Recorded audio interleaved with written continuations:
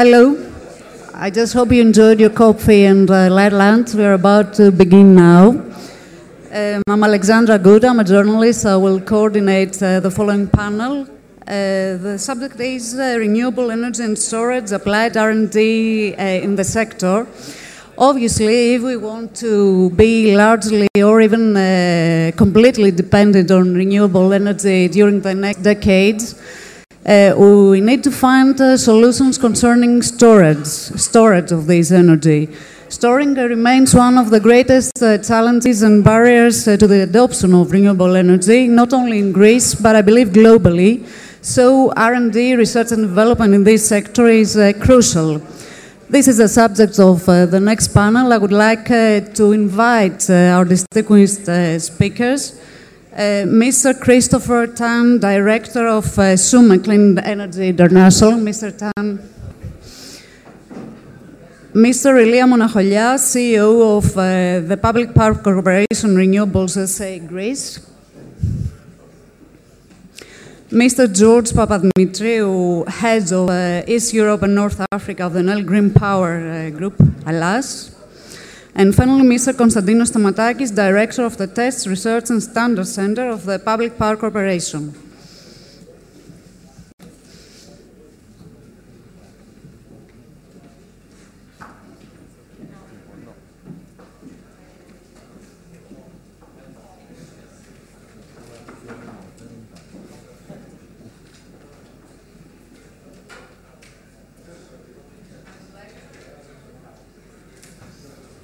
Does everybody hear me? Or okay. I would like to remind you that we've got 10 minutes for each one of you to finalize your speeches so that we can keep pace. And then there'll be some questions from our audience. So, Mr. Tan, would you like to begin with your statement? Thank you.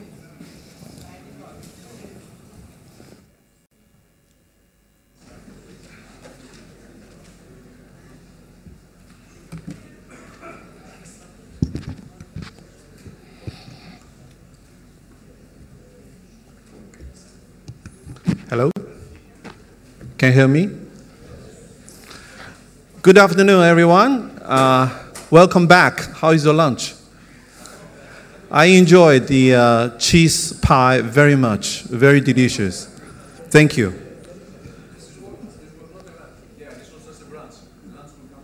Really? Okay, that's good news for me. Okay, my name is Christopher Tan.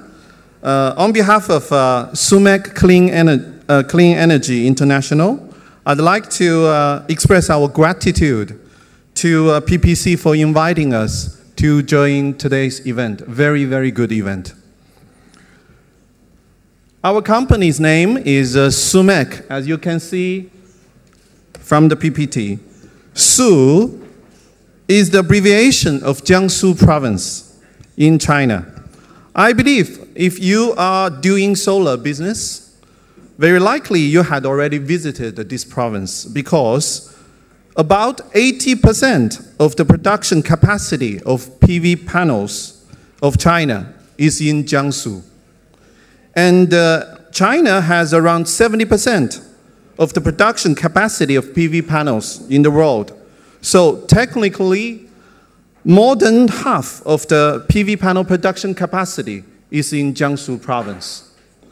So assume if a super powerful hurricane hit Jiangsu, unfortunately, I guess that the PV panels price will immediately be doubled. But thanks to God, there is no potential threat like that. Jiangsu is a very, very safe place in China. And there is one more information for your reference. Economically, Jiangsu is very powerful in China. Actually, it's the number 2 in all Chinese provinces in terms of economic size. If we can compare in another way, Jiangsu's GDP value is equal to Australia, ranked 12th in the world. All right. This is SU. MEC, M-E-C, stands for Machinery Engineering Corporation. So this is us, SUMEC. For the past decade, SUMEC devotes ourselves to clean energy business. And today, we become an active participant in this sector.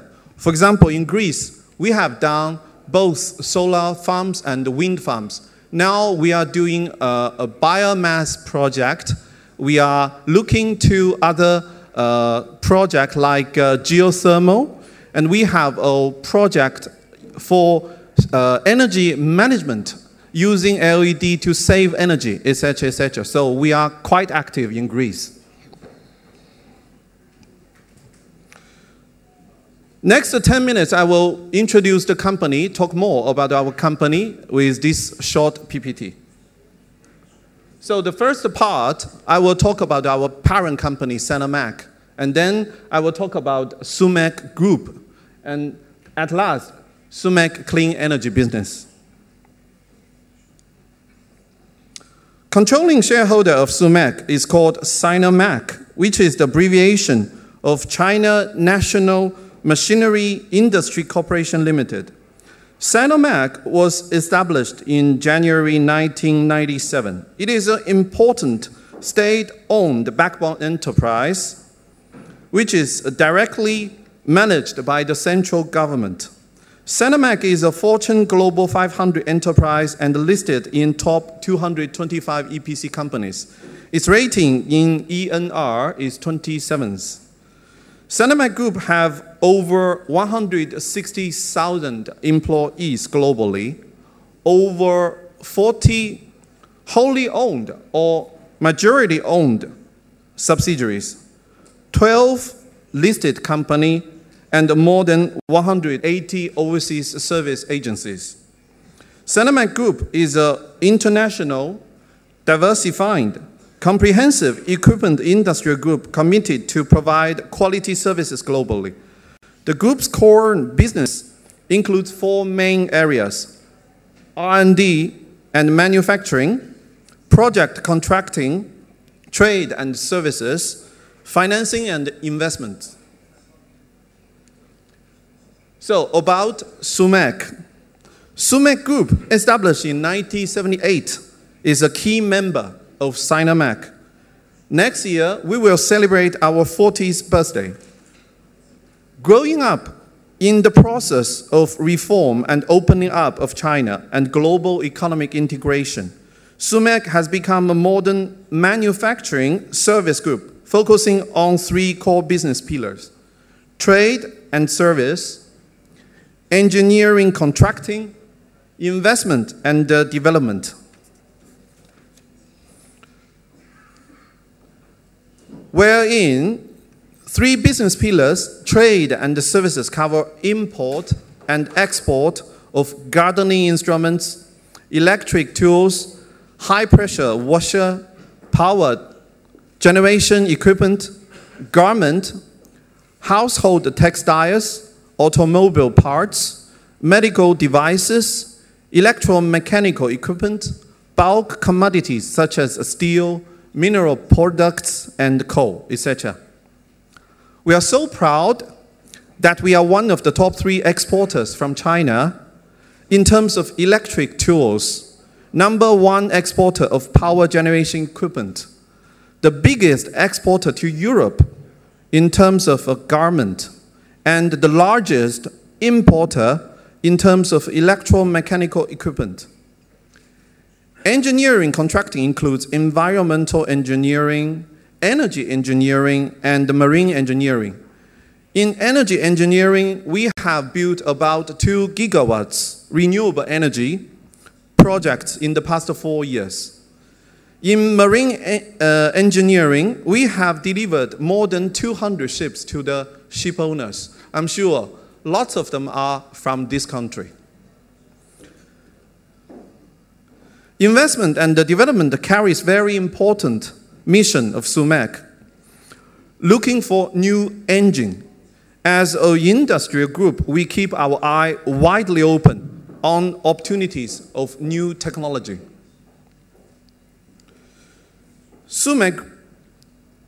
group focus on international market very much. Our first overseas outlet is SUMEC North America, established in 1987 in Los Angeles.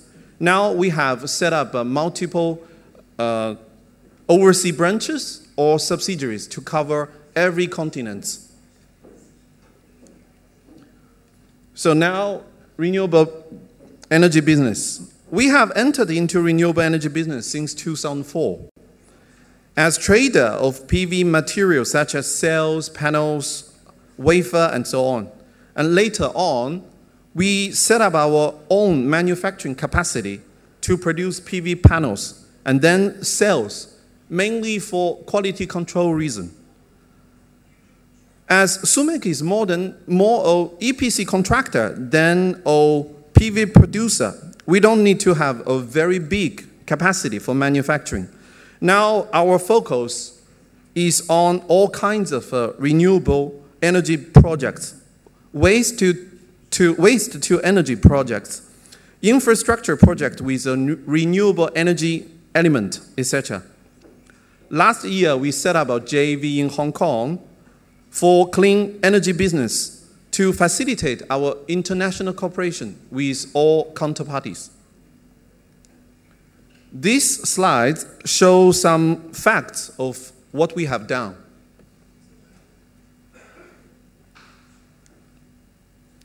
In part 2, it's about our service area. Due to the time constraints, I will run this part very quickly. So, in the manufacturing side, we are very proudly be recognized as Tier 1 PV module maker by Bloomberg. On the technical service side, we could do all this kind of stuff. Engineering construction side, we have a multinational team, mainly Europeans and Chinese. On the operation and the management side, currently we are developing O&M in China mainly, but we are also trying to explore opportunities overseas. Regarding the financing, I'd like to talk more a little bit. Point 1, as you all know, there are many new firms set up to facilitate the projects under the Belt and Road Initiative, such as Silk Road Fund, Asia Infrastructure Investment Bank, China Central Eastern Europe Fund, etc., etc., which means an enormous amount of funding is available and looking for projects. Point number 2, thank you. Point number 2, Chinese bank also engaged lots of their resources to provide financing support towards projects under Belt and Road Initiative. Number 3, many companies, especially SOEs, enhanced their investment capability by all means. For example, SUMEC set up our own investment platform called SUMEC Capital.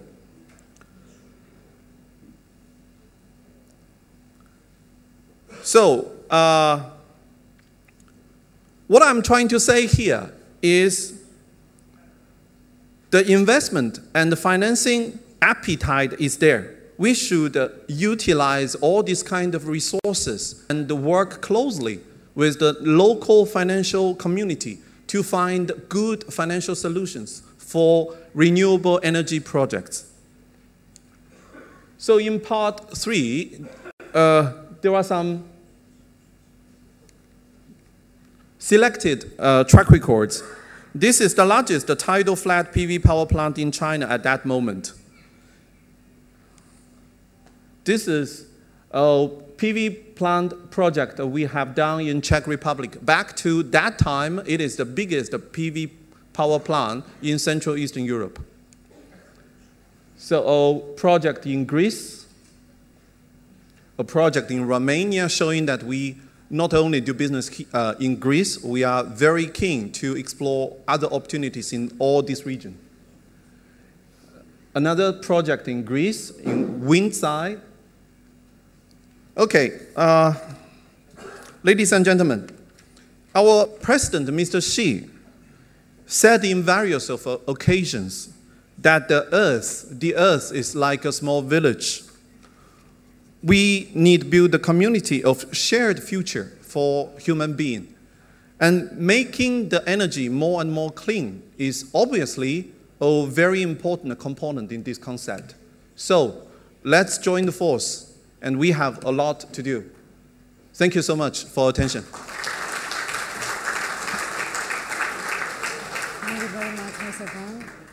I'm sure that our audience would like to hear more about SUMEC's investment plans in the future, and also the main challenges and problems that foreign investments in this sector may face.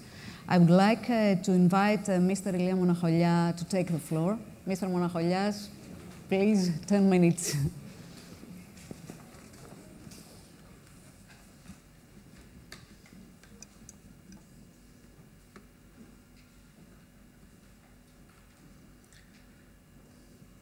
Κυρίες και κύριοι, αγαπητοί προσκεκλημένοι, σε μια περίοδο κρίσης και σε μια περίοδο που αντιμετωπίζαμε τη διεθνή καχυποψία γύρω από τις επενδύσεις στη χώρα μας, σε μια περίοδο που οι ξένοι και οι Έλληνες επενδυτές περίμεναν να δουν τη σταθεροποίηση της οικονομίας και τη σταθεροποίηση της κατάστασης στην Ελλάδα πριν επενδύσουν, ακριβώς σε αυτή την περίοδο είναι απόλυτα κρίσιμο να μιλήσουμε για τις νέες δυνατότητες που έχει η χώρα.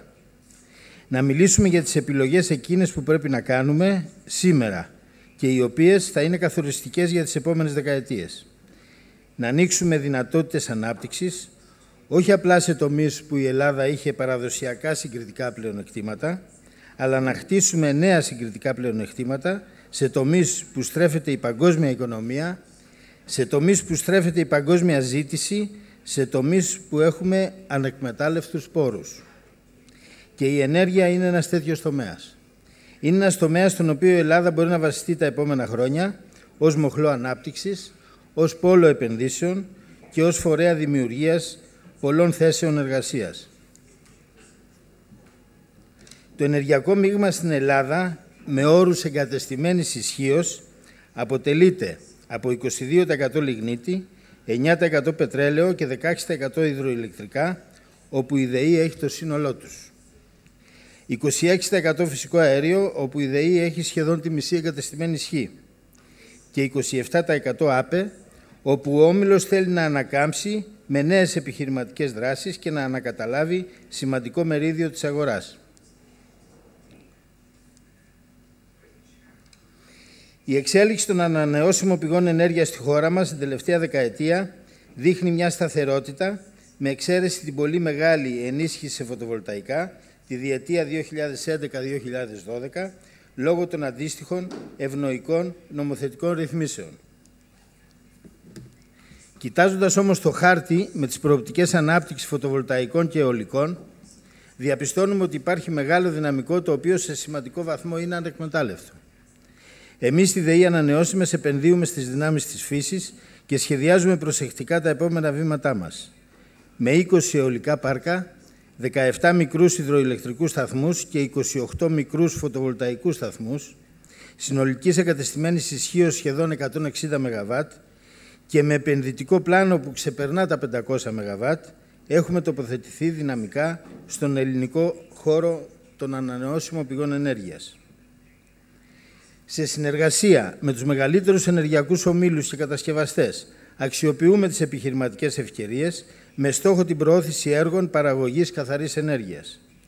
Δραστηριοποιούμαστε σε όλες τις μορφές ΑΠΕ, αιωλική, ηλιακή, υδροηλεκτρική, γεωθερμία και βιομάζα βιοαέριο και προσφάτως με επέκταση σκοπού και αλλαγή του καταστατικού, η ΔΕΗ Ανανεώσιμες εισέρχεται σε νέους τομείς δράσης όπως τη διαχείριση αποβλήτων, την επεξεργασία θαλάσσιων ή υφάλμυρων υδάτων με στόχο την εμπορία πόσιμου νερού ή νερού άρδευσης και την παροχή υπηρεσιών εξοικονόμησης ενέργειας. Τα συνολικά οικονομικά αποτελέσματα της ΔΕΗ Ανανεώσιμες τη φέρουν ανάμεσα στις πιο κερδοφόρες εταιρείες του κλάδου, με συνολικές πωλήσεις ηλεκτρικής ενέργειας για το 2016 που έφεραν έσοδα της τάξης των 30 εκατομμυρίων ευρώ και καθαρά κέρδη μετά από φόρους της τάξης των 10 εκατομμυρίων ευρώ. Η οικονομική υγεία της εταιρείας την καθιστά ικανότατη και ελκυστική για τραπεζικές χρηματοδοτήσεις και ήδη βρισκόμαστε σε προχωρημένες συζητήσεις με αναπτυξιακές αλλά και εμπορικές τράπεζες για άντληση κεφαλαίων ύψους ικανού να στηρίξουν το επενδυτικό μας πρόγραμμα.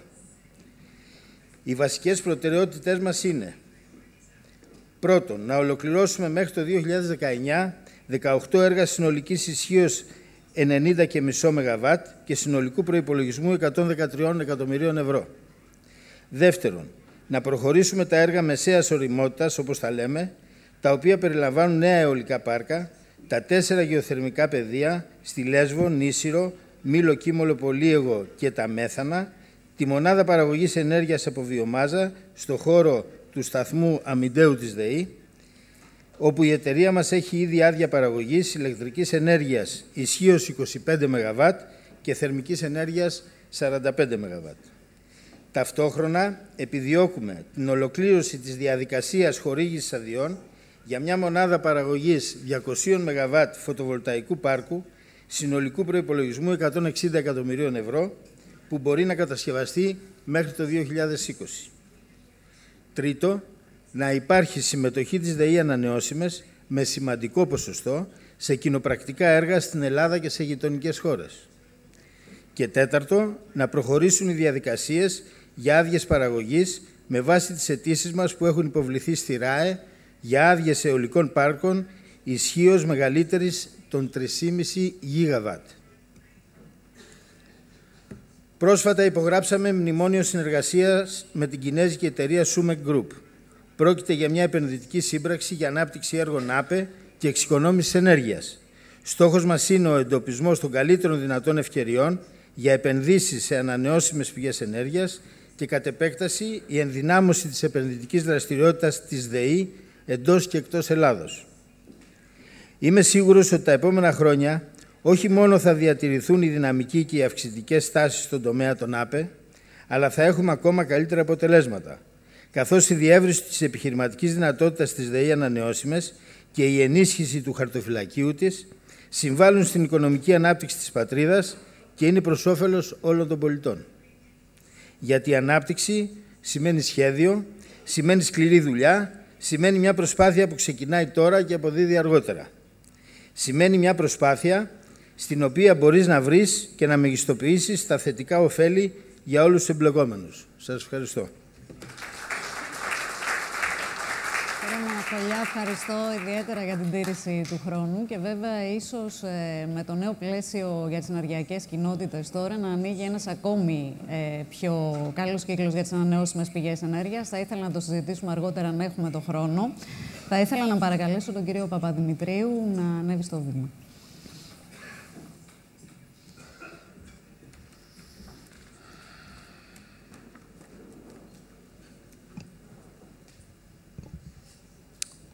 Θα μιλήσω στα αγγλικά. Okay. Good morning, everyone. I'm going to address to you in English. Thank you so much for this invitation, Mr. President. It's a pleasure to be here in front of you, this important audience, for this important event. It's a pleasure for us, for me personally, and for my company. I'm going to try to be very brief and succinct. A few words about Enel Green Power in Greece. We are present for about a decade now. We have an exclusive presence in renewables. Enel Green Power, green stands for renewables. We have 308 megawatts installed, making us one of the most important players in the renewable sector in Greece. In 3 technologies, so we're quite diversified. We have 200 megawatts in wind, 88 megawatts in solar, and 20 megawatts in hydro, small hydros. We have 3 offices in Greece, about 120 employees, and we have these megawatts are scattered around all over the Greek territory in about 50 distinct power plants. In terms of growth, we have been stable until I think the last megawatt that we added was in 2013. We have been stable since a few months because of the crisis. We had to reevaluate our pipeline and our focus. However, after a long licensing and development period, we managed a few months ago to start a very big project and a wind complex of wind farms with their own submarine cable in Evia. A very important project for us, but also for the local and the Greek economy. A very important project because it works towards the energy transition as we already discussed. Unfortunately, a few weeks ago, this project had the works in this project have been suspended because of an interim decision by the Council of State. But we are confident, and we have full confidence, and we trust the Greek judiciary system that soon we will be allowed to resume works in order to put this project again back on track for completion, which, as I said, is as important for us as it is, we deem, for Greece and the energy transition. Expanding now a bit our focus outside Greece, because this is also about, it's a unit about renewables, it's a unit about storage. I think it's well presenting in a nutshell what our company represents. Well, Enel, the mother company, is one of the largest energy companies in the world, as many of you know. It's present in 29 countries. It has an installed capacity of over 80 gigawatts. It has over 60,000 employees. And it's since a few years, it has decided, being one of the pioneers, to actually decide and put it in writing in its business plan and its commitment towards its investors. It has decided to shift towards renewables, distribution, and innovation, but the key, the forefront of business plan and capex growth and expenditure is indeed renewables. Why is that? Not because it's only environmentally friendly, but because it also makes commercial sense, particularly in many parts of the world. Right now, renewables are the most competitive source of energy. Enel has acknowledged that it's something that we have discussed also this morning, that there is a shift towards a more renewables and a more, let's say, from a centralized paradigm, from where the utility was the king, to a paradigm where now we have decentralized generation where the customer is the king. So we want to lead this change, and Enel is committed to this sustainability and is committed to this particular business plan.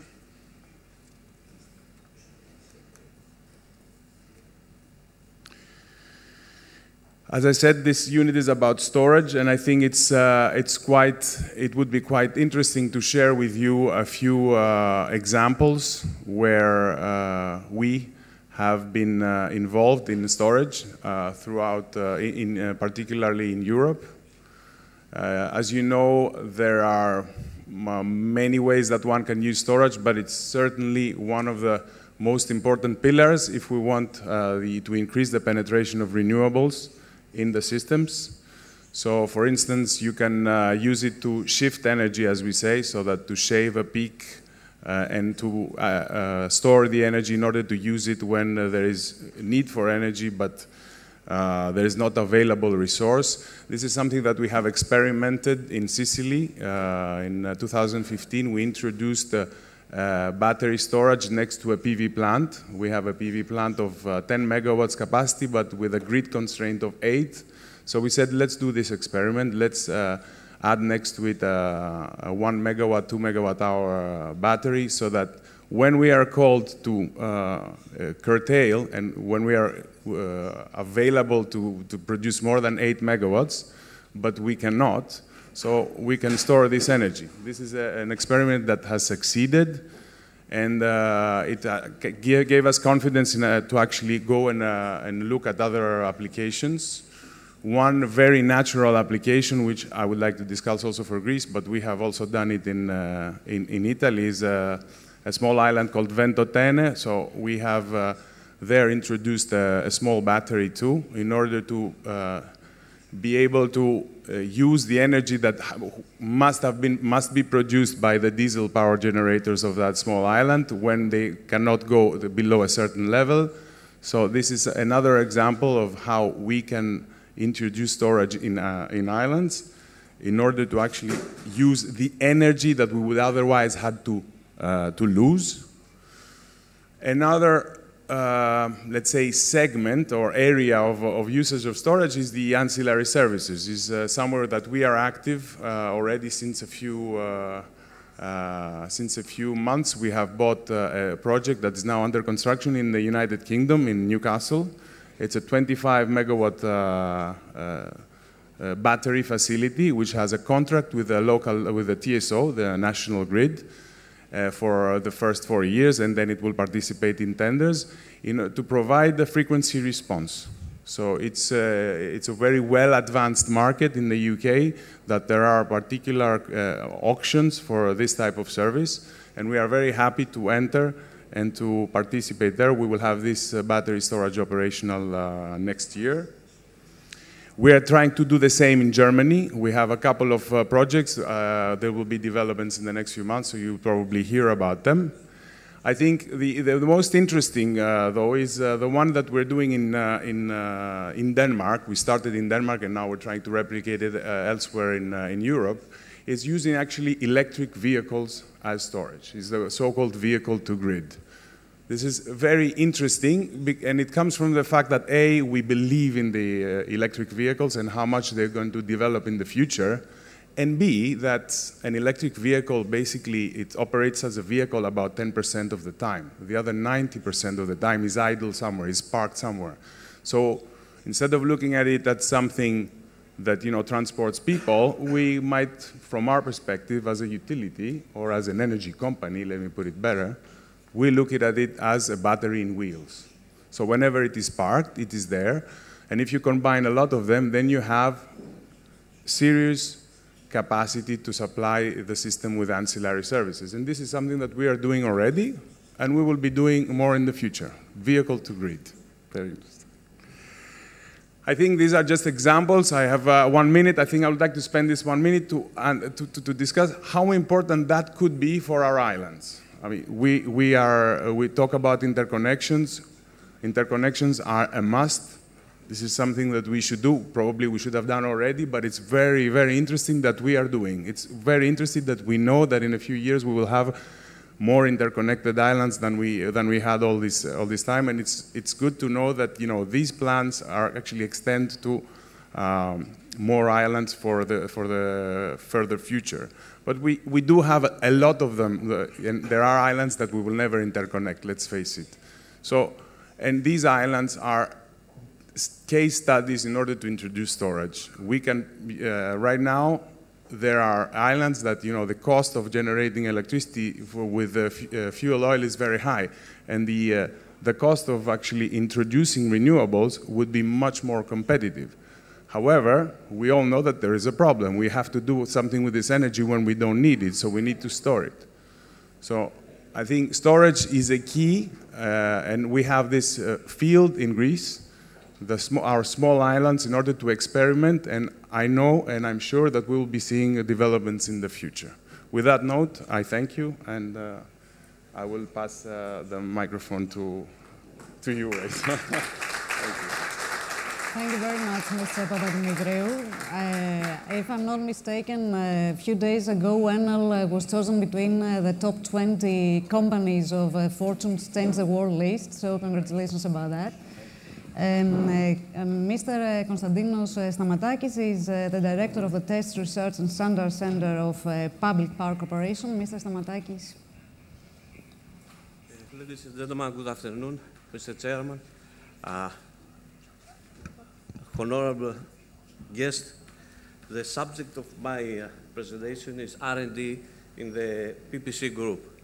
I'm talking about TRSC, the known στα ελληνικά, το ΚΔΕΠ, and what we are doing, what's our main activity right now, and of course, what are the research projects that we involve. Who we are? We are the Testing, Research and Standard Center, which is a PPC support unit, and its activities include the provision of services not only to units of PPC Group, but also to third parties. Services provided include tests in its laboratories, accreditation, research, and failure analysis, remaining lifetime assessment for steel construction and equipment, instrument calibration, specialized studies for equipment failure, reverse engineering, as well as material and equipment inspection for quality control according to defined specification standard. We are accredited by the ACID, the Hellenic Accreditation System, according to ISO 17020 and 17025.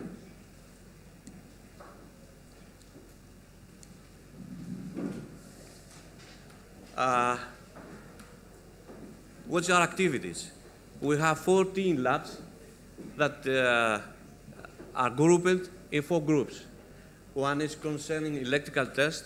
So we have the high power laboratory, the high voltage dielectric testing laboratory, electrical test and measurement laboratory, temperature rising laboratory, meteorology, and photometry.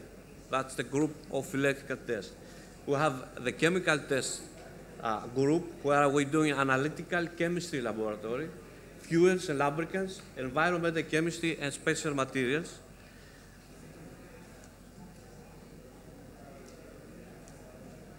Sorry.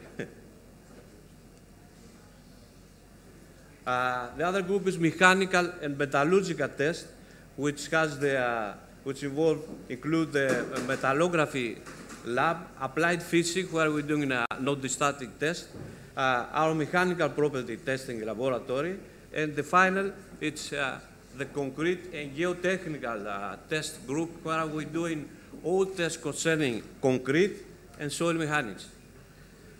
That's our lab equipment with the state-of-the-art equipment, with very well-educated and very well-trained people.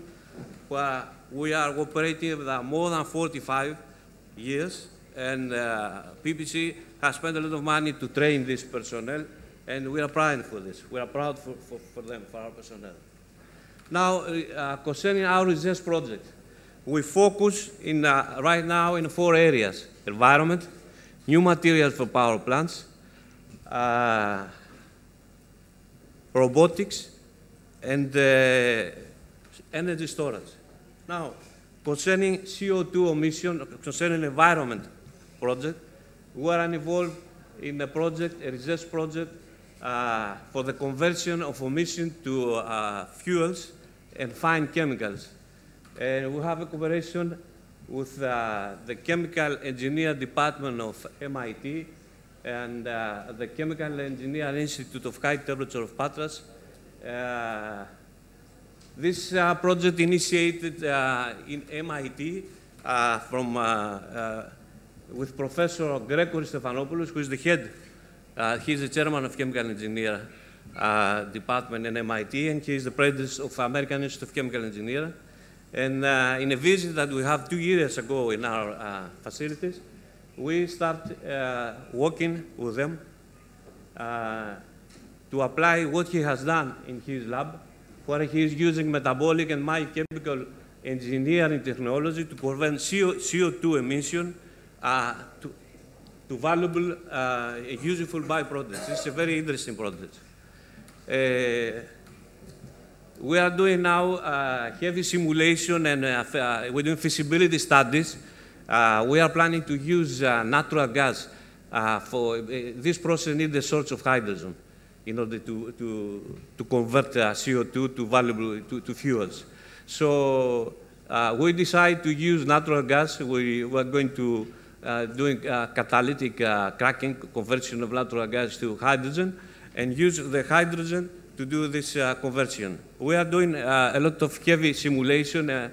We are doing a simulation right now to see if this is feasible. At the same time, Professor Stephanopoulos has informed us, the Chinese, our dear colleagues, you are ahead of us. They have already built a pilot plant in a steel mill. We are trying to apply this for power plants. The Chinese, they're using it in a steel mill where they have cheap and abundant hydrogen from synthesis gas. So there are two groups working. Our group, who is doing now, we are initiating. We are at the first step. We're doing feasibility study, see if it is working. The other group, who is leading by Professor Stephanopoulos, is to convert CO2 from steel mills into useful fuels. The other subject that we're working with some European colleagues is the subject that is very interesting to our colleagues in the thermal plant. It's new materials, to find new materials and new alloys for power plants. As you very well know, and the limit for efficiency to power plants is the materials, the alloy. So there's a lot of interesting to move from steel alloys to alloys that are rich in nickel and chromium. So they are moving to, in the superheater, from pressure above 300, where I have ultra supercritical, and they are talking about temperatures in the superheater of 700 Celsius. In this project, we are, yes. To sign the memorandum of understanding. We participate to develop NDT's techniques for these specific alloys. We're working with the Welding Institute of in England. The other project, it's a project that we're working with the Naval Academy, with the Greek Marine, and it's a robotics. We try to build a drone, a robotic helicopter. It's a drone ramp. It's a helicopter with a multi-rotor robot. And the other project, we're working with the University of Athens for storage. We try to develop a polyelectrolyte for lithium battery. The most important thing, I think, that you give me some time to share with you, is our vision. What we're planning to do. As I told you before, working for 45 years, solving problems in the PPC group. Solving problems with failure, we're solving problems with materials, they have problems. So we have built an experience, we're problem solvers. So we want to transfer this experience that we have to the rest of the Greek industry and share our experience. The second vision that we have is to create inside CDEP a steering committee with prominent professors from here at the Greek University and abroad. We need this kind of guidance because we are doing applied research, so we need to connect the academic research with applied research. And what is the best are the diaspora, the Greek professors and researchers abroad. The final thing, which is we try to do a network, to create a network of affiliate laboratories. We live in the 21st century, and the most important thing is network. So we try to have a network of research centers in Europe, and we are looking forward to cooperate with our Chinese colleagues who are here today. So we open for discussion. We want to cooperate with them and want to share our ideas and our experience. Thank you. Thank you very much. TRC has an extensive know-how, valuable not only for PPC Group, but as you mentioned, for all industry sectors.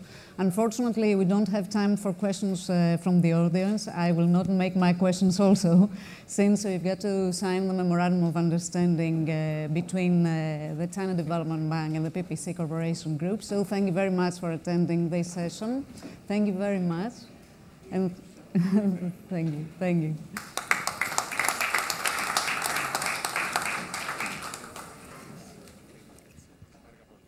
Και εγώ. Και εσείς. Thank you very much. Thank you. Certainly. I would love to have a discussion.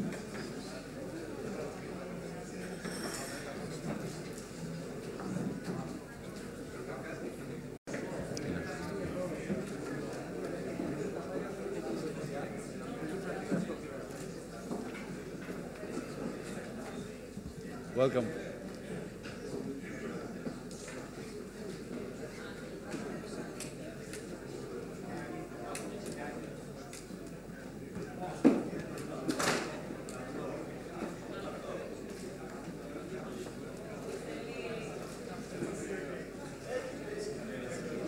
Εντάξει, φτάνει.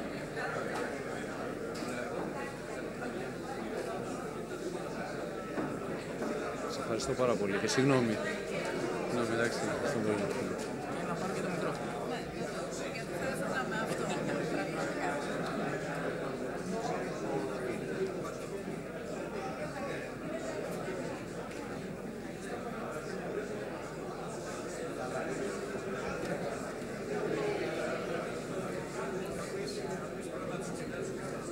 Είναι θέμα πρωτοκόλλου.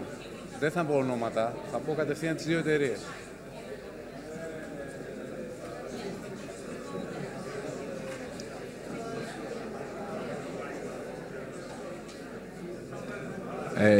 Are we ready? Είμαστε έτοιμοι. Είστε έτοιμοι. Είμαστε έτοιμοι. Ξεκινάω.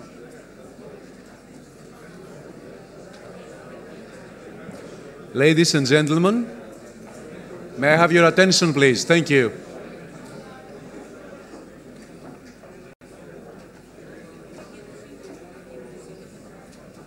Thank you.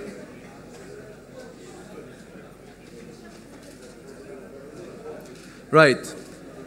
It is with great honor and pleasure to proceed for the signing of the Memorandum of Understanding between the China Development Bank and Public Power Corporation. Mr. President, if you may. Gentlemen, if you may. Thank you.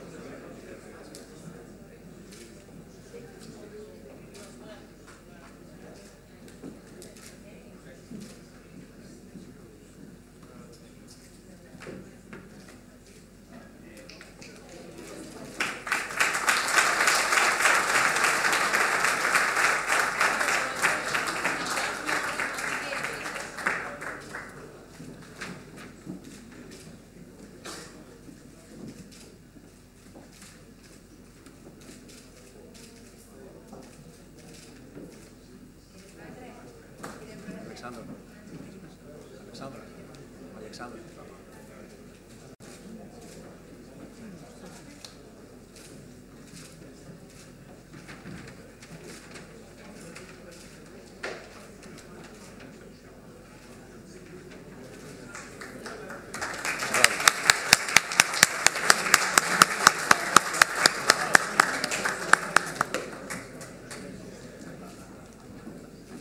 Thank you very much. Okay, and now we move on to the final session to be hosted by Mr. Stambolis. Thank you.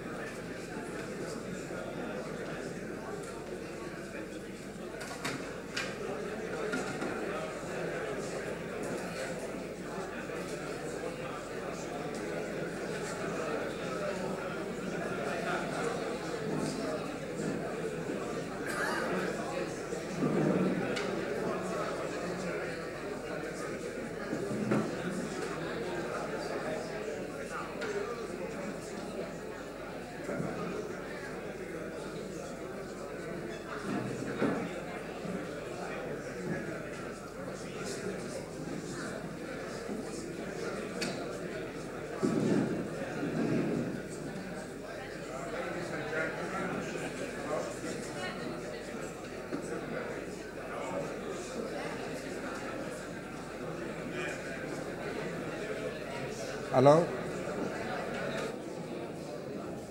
Ladies and gentlemen, dear colleagues, good afternoon.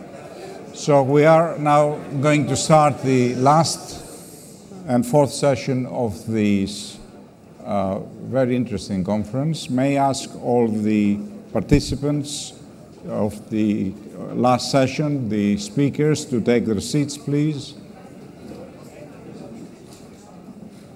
We have an excellent panel of speakers from various parts of the world, from China, of course, from Europe, international organizations, from Euroelectric, from the European Investment Bank. I would never have asked for a better panel to discuss this issue, which is the funding, really, and how we go about investing in the region, and where are we going to find the money. And I think this is very important for the companies involved here. We in the previous sessions, we had a very good demonstration of the market mechanisms and how the representatives of market think about the projects and the prospects.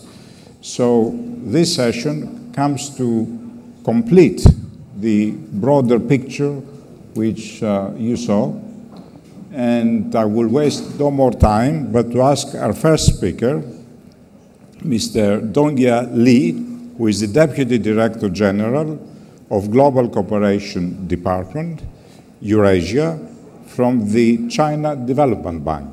So, Mr. Li, you have the floor. You can go to the podium, yes.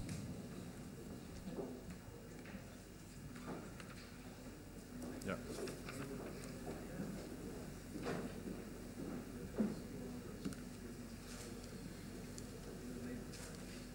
Okay. Good afternoon, ladies and gentlemen. Sorry. It's my honor to be here on behalf of China Development Bank. And thanks a lot for the invitation from PPC. Yeah, thank you. Take this chance, I would like to give you a very brief introduction of China Development Bank, CDB, and then some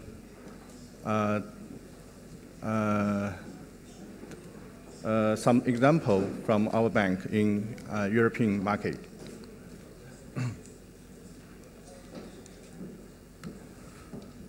China Development Bank used to be a policy bank established in 1994.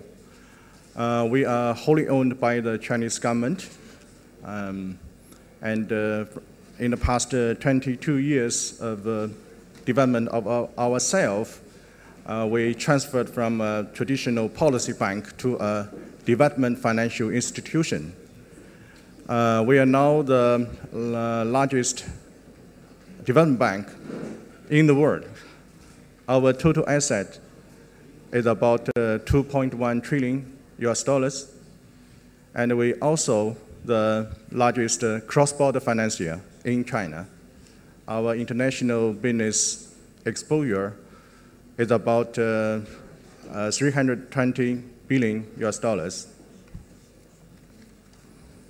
A few keywords about our bank: a bank for medium and long-term lending, a wholesale bank, which means we have less frequent but large-size transactions. A typical example is last year we provided 6.22 billion pounds to Britain's HPC nuclear power station last year. And we are also a bond bank where our funding and money funding from the interbank market in China. We are also a banking group. Nowadays, we have the equity investment, debt financing, leasing service, and also the securities banking service. Yeah, as I said, we are China's largest cross-border financier. Our market share is about 30% in the entire overseas debt finance in China. We are one of the 50 safest banks in the world. Our non-performing loan ratio is less than 1%. We maintained this record in the past 12 years, yeah, according to the Basel II record. Yeah. And we also an international bank. Our business is now covering 115 countries in the world. Our mission is to improve national competitiveness and to improving people's livelihood in China. And our basic business model is to carry out the government's strategic targets through a market-oriented approach, along with the implementation of our mission. We have also maintained a good return, a good profit. I will talk about that. And our main sectors, our main arena, from time to time in the past 22 years, we focus on different areas in terms of the developmental requirement, developmental needs.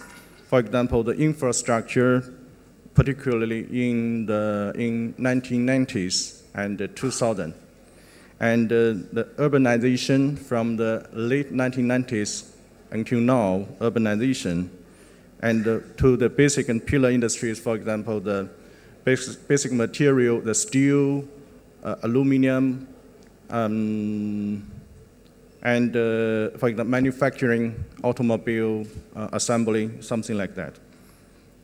And I think from 2005, we began our international business. Now the exposure of our international business account for about 20, I think, percent of our total assets.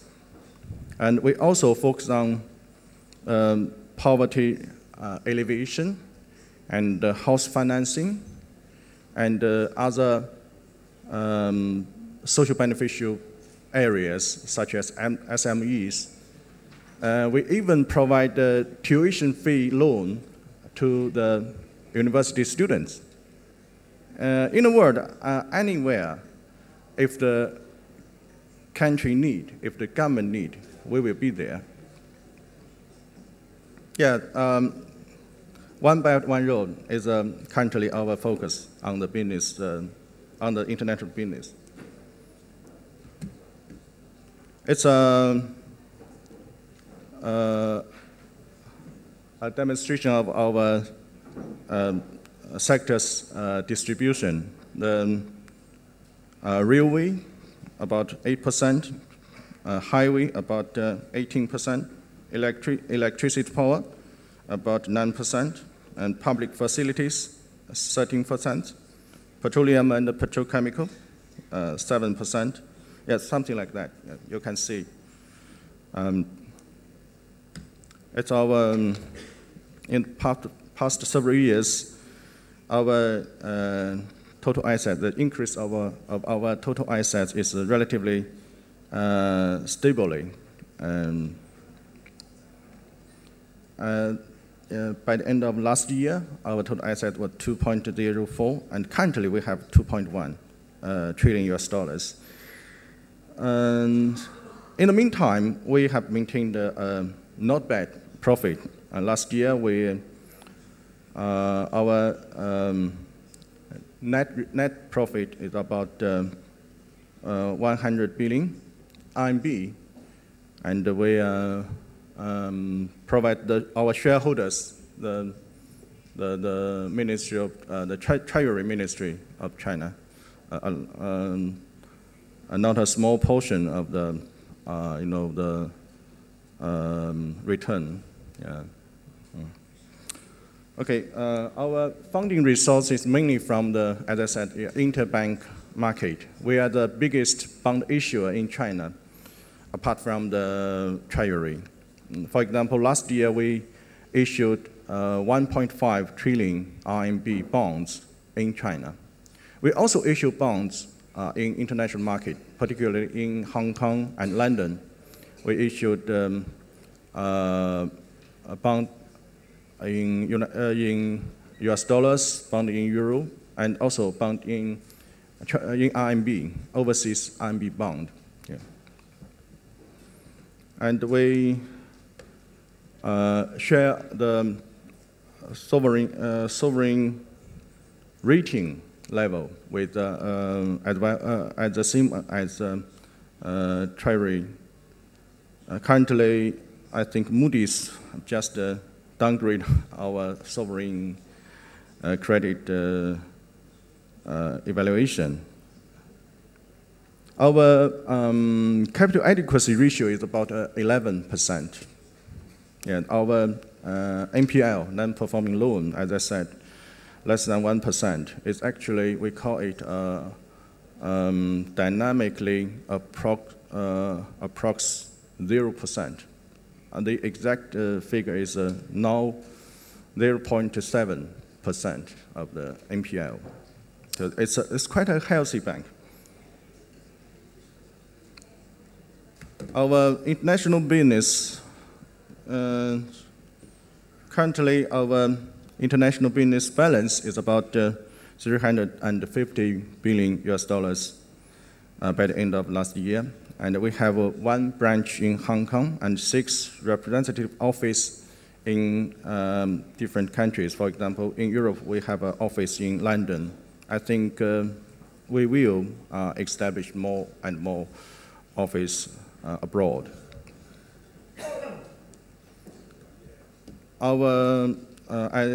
In terms of our product in international business, we provide the traditional debt finance, and we provide equity investment.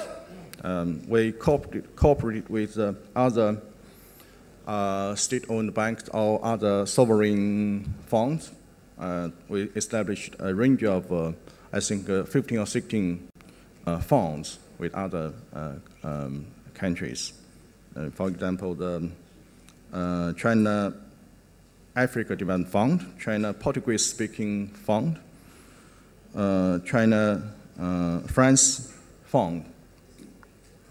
And we also provide many intermediary business, for example, the consulting, planning. Yeah. The China Development Bank also actively participates the governmental dialogue mechanism. For example, we are a member of the EU-China connectivity platform, and under this platform, we have maintained a very good relationship with EIB, with the European Investment Bank. And we are one part of the 16+1 China Central Eastern Europe countries cooperation mechanism. We are one part of the China-France, China-Germany, China-UK economic and financial dialogue, a range of such mechanisms. Our basic model is to carry out the government's targets through a market-oriented operation. So that's why we participate into such mechanism. We can identify what government development target or the potential cooperation areas.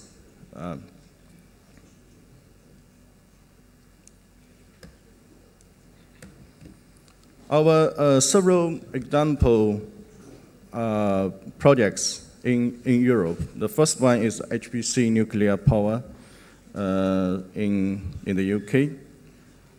For this project, this project will provide about 7% of the electricity power in UK. The total investment is about 18 billion pounds, and we provide 6.22 billion pounds to this project. They have a China shareholder in this project. China's Zhongguanghe is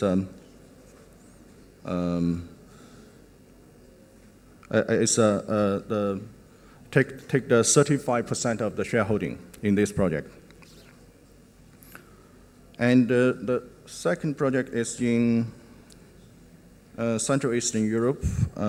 It's a thermal power station in Bosnia and Herzegovina.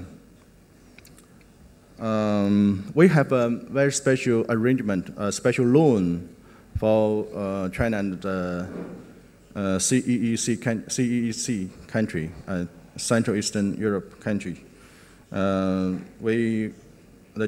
Chinese government have committed $10 billion to CEEC country, and CDB have provided up to now we have provided about $1 billion loan to CEEC countries, and this project is one part of them. This project is the total investment is about 538 million euros.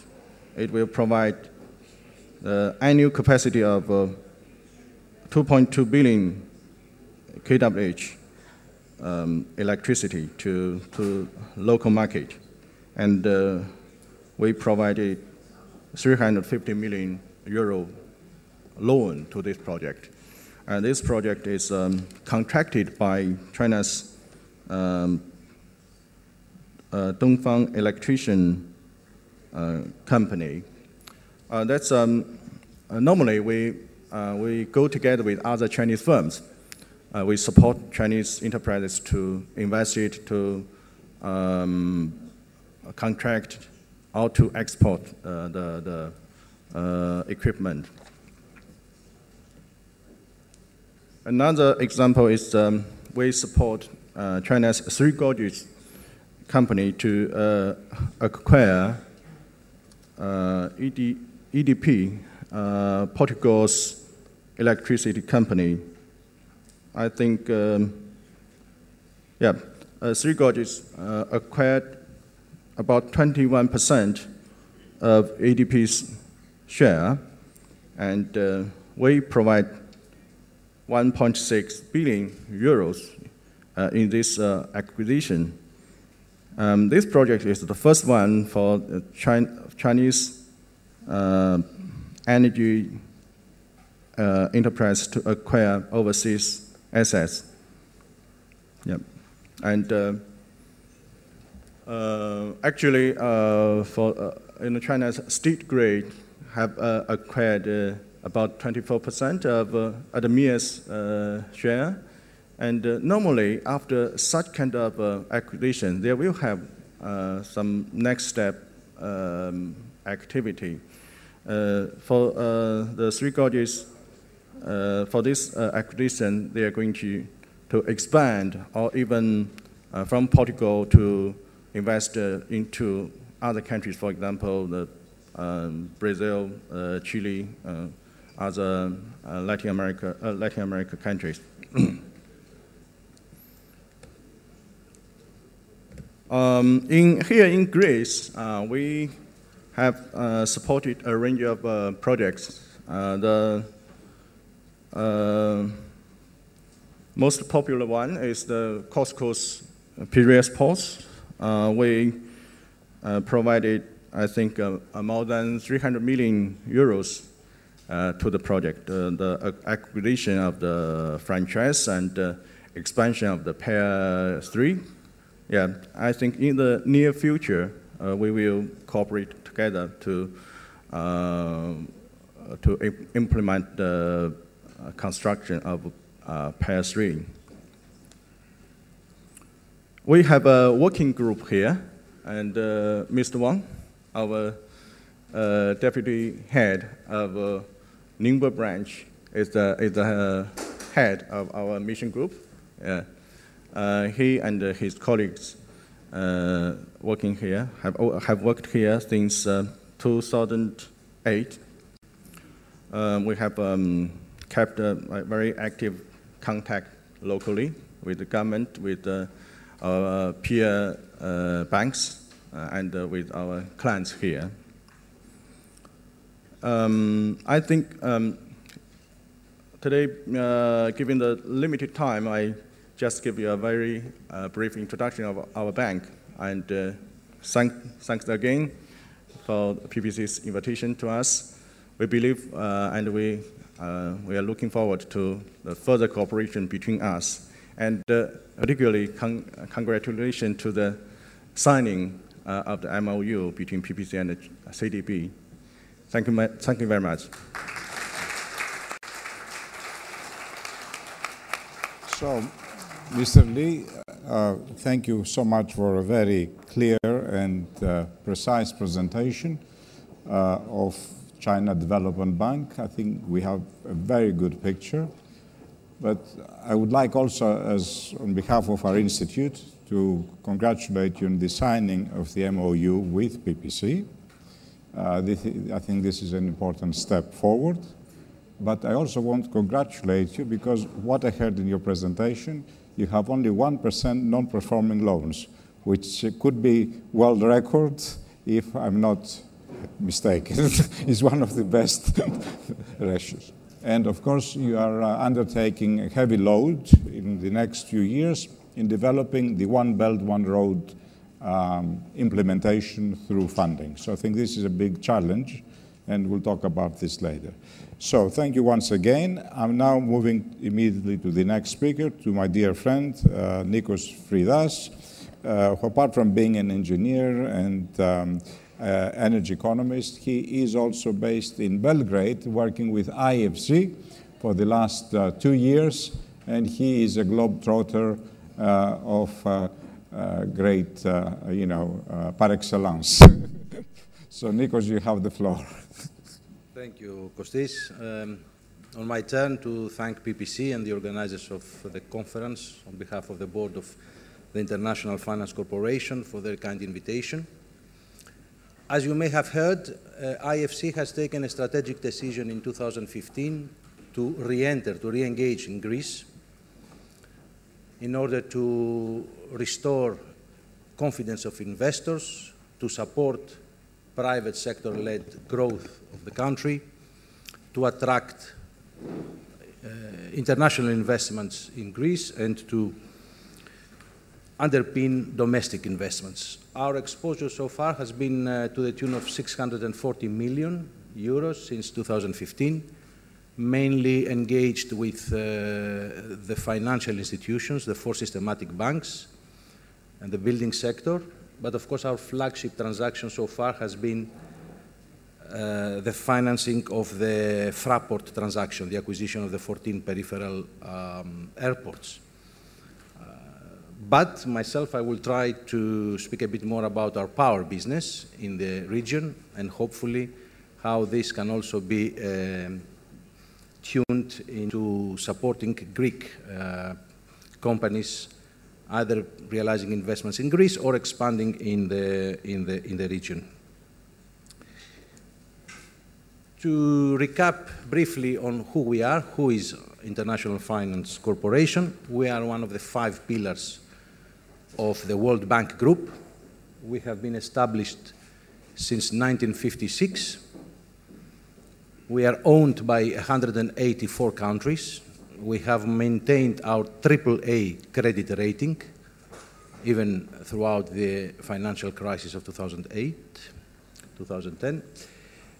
And we are operational in more than 100 countries around the globe. We are, of course, the private sector development arm of the World Bank Group.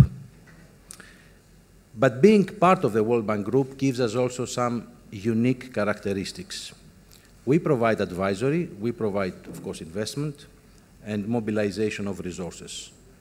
But, as I said, being part of the World Bank Group gives us the unique capabilities to leverage some special products like partial risk guarantees, who are offered by the World Bank, or political risk coverage, who are offered by MIGA. So these are unique competitive advantage we have. I will also speak about our investment products a bit more analytically in the continuation. So IFC's committed portfolio since 1956 is $52 billion. We, in the particular relevant region of Europe, Middle East, and North Africa, represents the 21% of our portfolio needs of the project. But also we have some other products that are unique, which are around mobilizing financing. We help other financial institutions or banks to come into the project because we are using our status as a preferred lender with the countries to give confidence to the other financial institutions to come and participate because they have, through IFC, the status of preferred lender and therefore how they will recover their loans. The third type of product we offer is also this IFC's Managed Co-Lending Portfolio Program, or MCPP, which offers institutional investors the ability to passively participate in IFC's funds for future senior debt portfolio. And the first such MCCP investor is the People's Bank of China through the State Administration for Foreign Exchange. So not only our own funds, but we help mobilizing other financial institutions and commercial banks in a blended financing, which of course mitigates the risks and offers attractive interest rate. Here I have a list of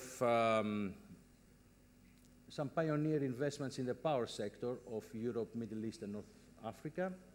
We have many firsts on such schemes. This month, we achieve also another first in Serbia, because this month we will have the financial closure of 2 wind parks in Serbia, total capacity of 105 megawatts. And it is the first such transaction that the senior debt is provided by a development financial institution, by IFC.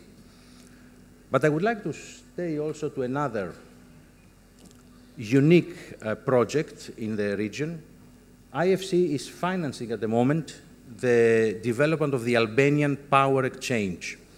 This is indeed a unique project for IFC because usually such a project, which is actually not a private sector, or it's quasi-private sector, is not in the realm of IFC, but more of the World Bank. So we are financing the development of the Albanian Power Exchange, which probably will also act as the power exchange for both Albania and Kosovo. And together with the World Bank, we are co-financing the development of the Albanian balancing market. Now, this has given the opportunity to the World Bank Group to consider a bit the situation about the Western Balkans and how best they will integrate with the rest of the European market, an issue that has been touched upon by the Minister in his morning speech. And as you have heard, there are many truncated efforts in other countries to